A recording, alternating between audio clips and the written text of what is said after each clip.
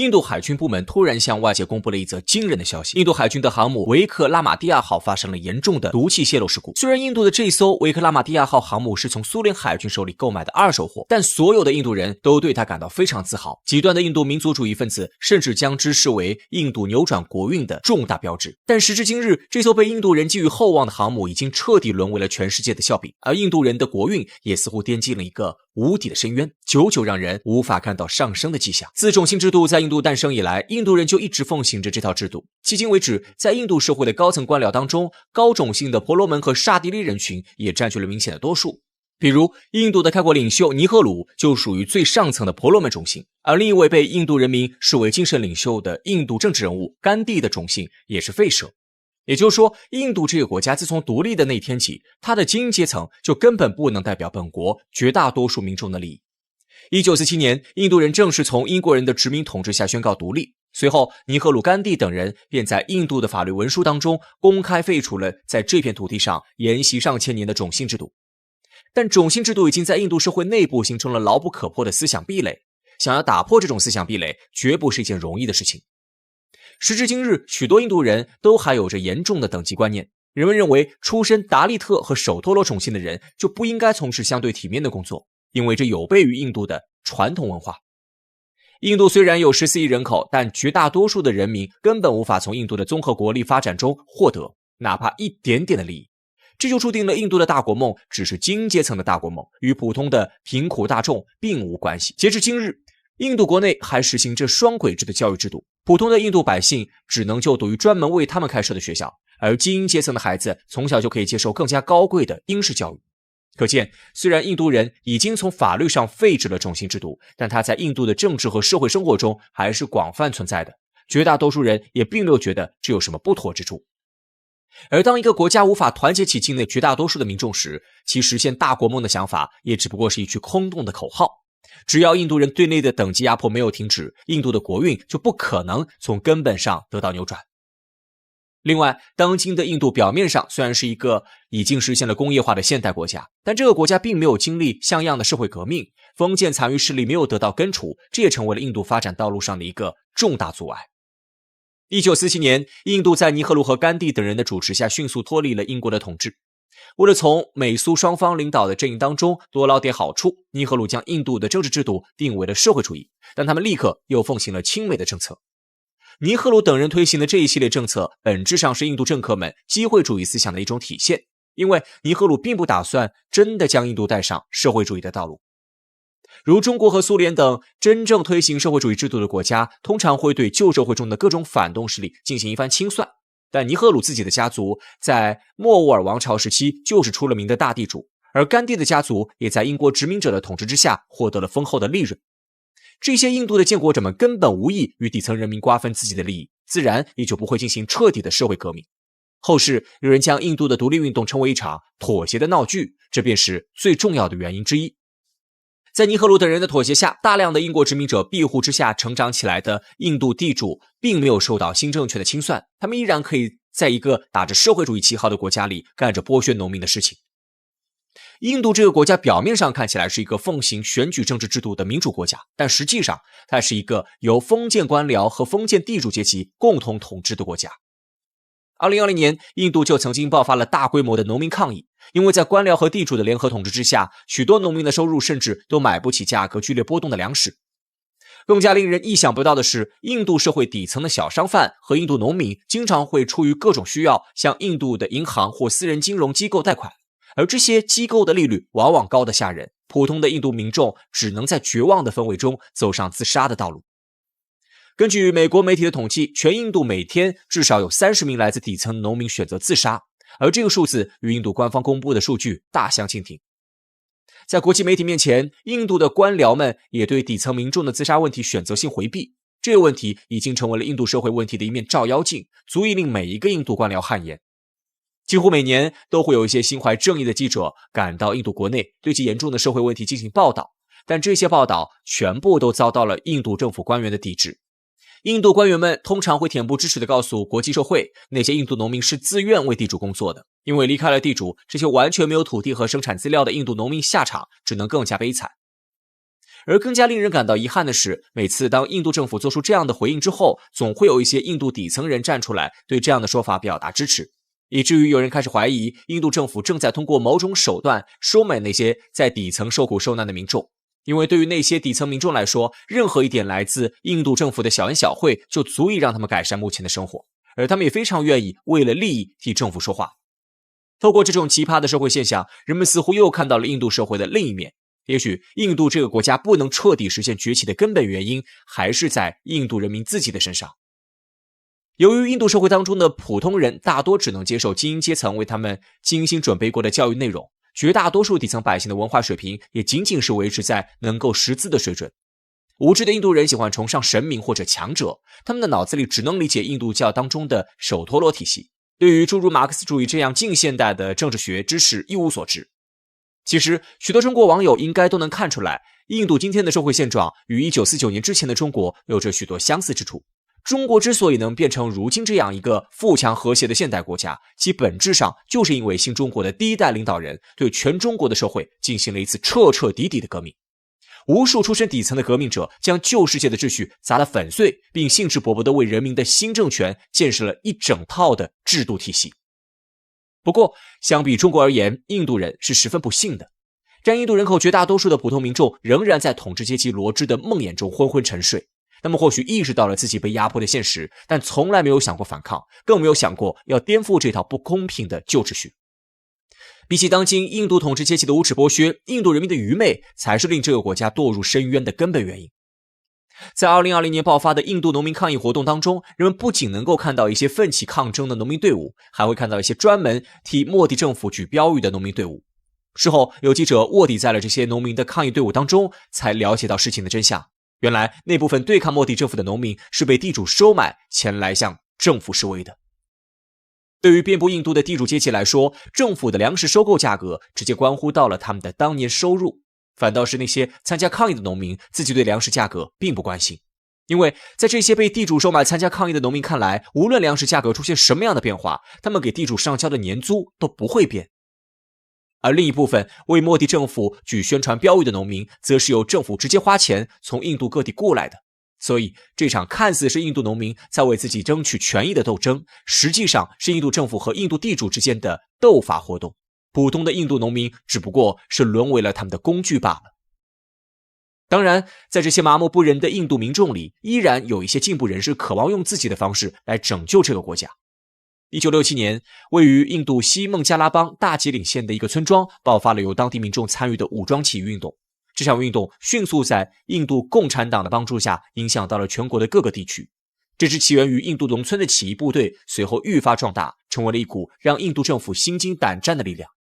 直到今天，这支由印度农民组成的武装游击队依旧在印度的中西部地区活动。无论是某一个国家的国运，还是人类历史的大潮，都是由最为广大的人民和劳动者推动的。历史的发展大势虽然曲折，但却总是浩浩汤汤地向前而去。对于如今的中国人而言，我们是幸运的，因为中华民族大团结已经成为了现实。而对于更多正在遭受苦难的人民而言，他们的路或许还有很长。印度即将超越中国。近年来，这样的论调屡屡见诸报端，仿佛这个南亚大国只差临门一脚就能成为全球增长的下一个主角。然而，热闹的数字背后是难以掩盖的发展现实。GDP 总量超过了谁，人口超过了谁，仿佛就成了衡量国家强盛的全部依据。但真相却远非如此简单。一场看似鼓舞人心的超越论，为何更像是一场世纪骗局？100年时间过去，印度的发展到底卡在哪儿？如果我们不带滤镜，拨开神话的迷雾，就会发现困住印度的不是外部敌人，而是自己体内的病灶。1947年，印度刚刚结束殖民统治，成立共和国不久，首任总理尼赫鲁就提出了一个响亮的口号：印度要成为一个有声有色的大国。这句话几乎成了后来印度国家发展的主旋律。哪怕国内还在为温饱奔波，哪怕工业化刚起步，印度却始终把站在世界舞台中央当作自己的追求。那种信心并不是一时冲动，而是有其历史根源的。毫无疑问的是，印度有着深厚的文化和历史积淀。在印度精英阶层眼中，他们并不是一个新国家，而是一个古老文明的现代延续。从佛教、印度教到吠陀文化，从恒河流域的古国到莫卧儿帝国，印度长期以来都认为自己是世界上最古老、最有智慧的民族之一。这种文化自豪感让印度在刚获得独立时就有一种我本来就该是大国的心态。同时，印度的体量也给了他底气，不管是国土面积还是人口数量，印度都不输世界上的任何一个大国。1947年建国时，印度的人口已经超过3亿，在全世界名列前茅。地理上横跨南亚，三面环海，战略位置重要，资源丰富，民族众多，这些先天条件在印度看来是做大国的天然资格。更重要的是，印度认为自己与西方的关系相对亲近，会更容易被国际社会接纳。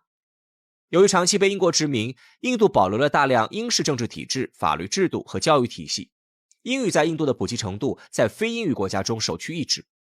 建国后，印度虽然坚持不结盟，但实际上与西方的联系从未中断。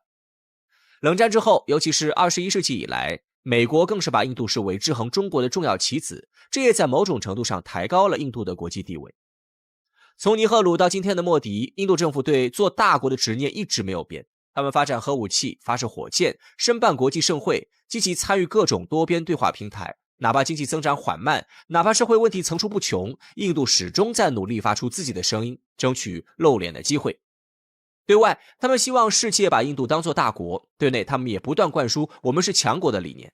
但有声有色归根到底只是外在表现，一个国家是不是大国，最终还得看它的综合国力和治理能力。印度不是没有努力，为了成为有声有色的大国，建国以来的每一代印度领导人都投入了相当多的精力和资源。比如在工业和经济发展上，印度不是没有规划。独立后的尼赫鲁政府提出了混合经济思路，一方面保持部分私营经济的活力，另一方面又让国家主导重工业发展。他们建立了大量国有企业，比如印度钢铁公司、印度煤炭公司等，意图通过国家力量推进工业化。但由于官僚体系臃肿，效率低下，很多企业发展的并不理想。到了1991年，印度经济陷入严重危机，不得不向国际货币基金组织求助。这场危机反而成为一次转机，以辛格为代表的改革派推行了一系列市场化改革，放松对外资的限制，鼓励民营经济发展，也由此催生出印度后来的 IT 神话。班加罗尔一跃成为印度的信息技术中心，大量软件公司和外包企业再次落地，印度程序员走出国门，走向全球。在科技上，印度也非常有雄心，它是世界上较早拥有核武器的国家之一。1974年，印度在拉贾斯坦沙漠进行第一次核试验，宣称这是和平核爆，但谁都明白，他是在向世界证明自己有能力掌握终极武器。1998年再次进行核试验后，印度彻底进入有核国家俱乐部，这对印度来说是身份认同上的一大跃升。在对外关系上，从尼赫鲁时代开始，中国就被视作印度最主要的对标对象。两个国家同在亚洲，几乎同时独立，都是人口大国、文明古国。这种天然同龄人的身份让印度对中国格外敏感，尤其是改革开放后，中国在经济上一路高歌猛进，逐渐甩开印度的那一刻起，这种敏感变成了强烈的竞争心理。印度不愿被比下去，更不愿被世界视为落后一档的角色。为了追上中国，印度几乎在所有关键领域都把中国当作参照系。中国改革开放后，高速公路、高铁、港口、电力、水利等基础设施迅速完善，形成了全球最大规模的现代化建设浪潮。印度看在眼里，也急在心里。2014年莫迪上台后，提出印度制造战略，强调要改善营商环境，加快基础设施投资，吸引外资建厂，复制中国速度。于是我们看到印度开始大力修建高速公路，扩建港口，推进智能城市计划，设立工业走廊，目标就是打造出类似中国沿海经济带的制造业中心。从这些方面看，印度确实不是一个懒惰的国家，它有梦想，也肯付出，它不甘于做一个区域大国，而是想成为全球重要玩家。但问题也随之而来，印度虽努力，却并未完全走出发展困境。那么印度的发展到底卡在哪里了？其实归根到底，问题出在4个字：结构失能。最首要的是政府治理能力的长期低效。印度虽然表面上是一套成熟的议会民主制度，但在实际运行中，这套体系常常陷入政党纷争、效率低下的泥潭。政策更替频繁，一个政府刚上台就被拉下马，许多政策没来得及落地就被推翻。比如土地改革、税收体系优化、劳动力市场现代化，这些对发展至关重要的问题，经常在议会里被无限拖延，久拖不决。与之相伴相生的是官僚体系冗杂僵硬，严重拖慢了执行效率。印度的官僚系统保留了很多英殖民时期的管理模式，重规章轻执行，地方政府之间协调困难，项目推进效率低下。想修一条路、建一个厂，不仅程序复杂，还容易遇到贪腐问题、权责不清、推诿扯皮。很多外资企业对印度投资望而却步，根本原因不是市场不大，而是办事太难，成本太高。更重要的是，印度的社会结构问题根深蒂固。种姓制度虽然法律上被废除，但在现实生活中依然广泛存在，尤其是在教育、就业、婚姻等领域，仍对底层人群造成极大限制。这种看不见的天花板限制了社会流动性，削弱了整体人力资源的活力。再加上宗教分裂、语言多元、地方民族意识强烈，让本就复杂的治理体系更加碎片化，很多国家层面的政策到了地方根本推不动。同样的，社会层面的问题还在于教育与基础设施的长期滞后。印度有极强的高端人才输出能力，硅谷有不少印度面孔，诺奖获得者也不在少数。但问题是，这些只是金字塔顶端的人才，大部分印度人接受的仍是基础薄弱的初级教育，农村地区识字率长期徘徊不前。医疗、饮水、住房等公共服务覆盖率低，让人口红利变成了沉重的社会负担，而非经济增长的动力。不仅如此，印度的经济还面临着结构长期偏失的问题。印度跳过了制造业的全面崛起，直接从农业社会跃入服务业导向的经济体。这种跳跃式发展在初期带来了软件外包等优势产业，但也留下了巨大的结构性短板。制造业始终无法形成强劲支撑，就业吸纳能力弱，技术积累不足，最终造成的是增长无根基，就业无保障。更严重的是，印度社会缺乏一个强有力的国家战略统筹机制，各级政府各自为政，中央与地方的政策常常互相掣肘，遇到危机，政策反应迟缓，要干大事常常虎头蛇尾。许多宏大的国家计划，比如印度制造、数字印度，最终都因为落实难、协作难，沦为口号多、成果少的工程。这些深层次的问题，不是靠换一个领导人就能解决的，也不是靠打一场外交翻身仗就能扭转的。它们存在于制度内部、文化结构之中，早已形成了一种慢性病式的发展困境。印度的问题并不是缺了某一项条件，而是每项都差一点，但整体又始终不到位。它像一个拼图，拼到最后总差一角，而这一角恰恰就是国家整体动员能力。一个国家若想崛起，必须有协调一致的制度，有执行到底的政策，有跨阶层的凝聚力，而这些恰恰是今天印度最缺乏的东西。